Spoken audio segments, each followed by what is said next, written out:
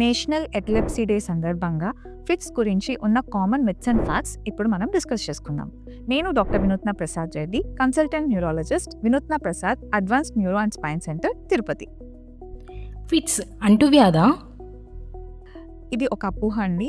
Fits అనేవి అంటురోగం కాదు, అది ఒకరి నుంచి ఇంకొకరికి వ్యాపించదు. ఫిట్స్ పిల్లల్లో మాత్రమే వస్తుంది.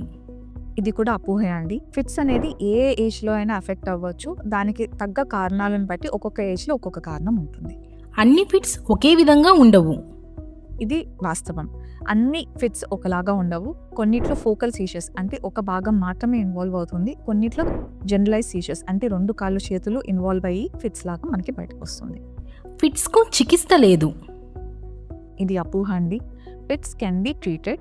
మెడిసిన్స్ ఉన్నాయి అండ్ మెడిసిన్స్ పనిచేయని వాళ్ళకి కొన్ని సర్జికల్ మెథడ్స్ కూడా ఉన్నాయి. ఫిట్స్ ఉన్నవారు సాధారణ జీవితం గడపవచ్చు.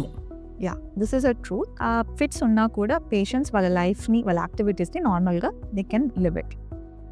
ఫిట్స్ వచ్చినప్పుడు పేషెంట్ని పట్టుకోవాలి. ఇది అపోహ అండి. ఫిట్స్ వచ్చిన పేషెంట్ ఎప్పుడు మనం టచ్ చేయకూడదు, అలాగే పట్టుకోకూడదు. వాళ్ళ చుట్టూ ఉన్న షార్ప్ ఆబ్జెక్ట్స్ని కానీ, గట్టిగా ఉన్న ఆబ్జెక్ట్స్ని కానీ తొలగించాలి. అదేవిధంగా నోట్లో గుడ్డ పెట్టడం, ఏదంటే వస్తువు పెట్టడం, టంగ్ బైట్ కాకుండా ప్రివెంట్ చేయడానికి చాలామంది పెడతారు. అలాంటి పనులు చేయకూడదు. ఆ గుడ్డ కానీ, ఆ వస్తువు కానీ ఊపిరి ద్వారం దగ్గరికి వెళ్ళి బ్లాక్ చేసింది అంటే ప్రాణం పైకి వస్తుంది అండ్ పేషెంట్ చనిపోవచ్చు కూడా. ఫిట్స్ ఉన్న మహిళలు ప్రెగ్నెంట్ అవ్వచ్చు. పేషెంట్స్కి సీజర్స్ ఉన్నంత మాత్రాన ప్రెగ్నెన్సీ అవ్వకూడదు అనేదైతే లేదు.